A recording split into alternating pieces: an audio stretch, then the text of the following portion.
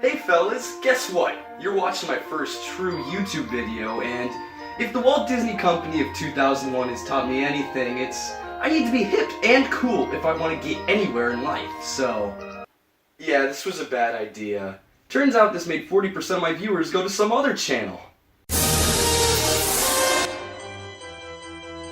In 2001, the Walt Disney Company decided that good theming and actual substance were just not good enough for us filthy Americans, leaving such childish things for the Japanese to deal with. With this out of the way, Michael Eisner looked at the purple dinosaur toy on his desk, slapped it next to an orange, and then opened, in 2001. Despite reports of possible road closures and perhaps even the downfall of civilization as we know it, the entire human race clamoring to enter into those golden gates. Disney's California Adventure was a total flop. Yes, the park crashed and burned. Any interest in a 100-foot grizzly bear? And to treat these burns, Disney rubbed the wound and applied numerous band-aids. These range from the park's best attraction ever to, the heck is a Monster Inc.? DCA's first big band-aid came in 2002 with the opening of A Bug's Land and Flicks Fun Fair, all made to bring more young children to the park. Now, how is this achieved exactly?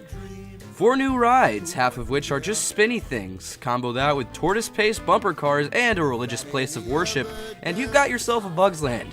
However, in 2018, this land of ants and spiders got exterminated to make way for ants and spiders. Go figure. And through all this, according to Imagineering legend, all of this area took place in the gardens of a certain hotel.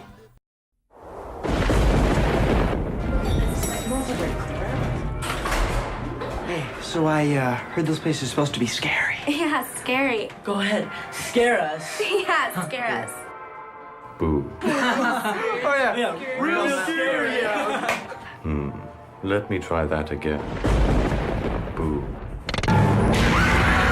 The Twilight Zone Tower of Terror, 13-story freefall. Drop in, if you dare.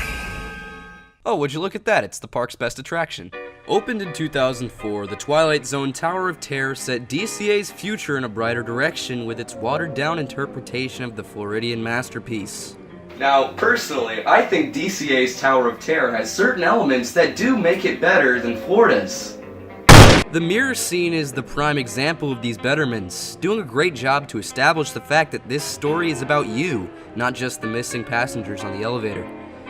While this version of the tower was not randomized, DCA's elevator shafts were much more nimble than in Florida, allowing for more airtime and even anti-gravity on occasion. This attraction was so great that when the park became actually good in 2012, the Hollywood Tower Hotel was used as a backbone for many theming elements in the neighboring Buena Vista Street, even establishing some lore about the tower itself.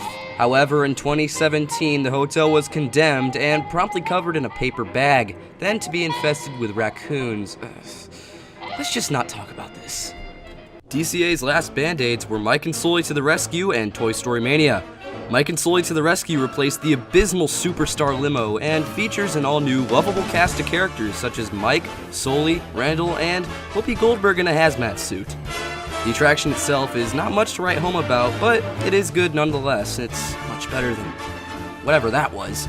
Toy Story Mania was DCA's last band-aid before the major overhaul, and also whatever this is. The ride is a shooting-style dark ride that does a shockingly accurate simulation of what breaking your arm feels like. This ride brought new life into the very strange Paradise Pier, giving it the Disney charm it had so lacked. If that's how bad California was in 2001, I would hate to see what horrible creation Japan got as a result of our foolishness. Oh look, it's just one of the greatest theme parks in the world. Dang it!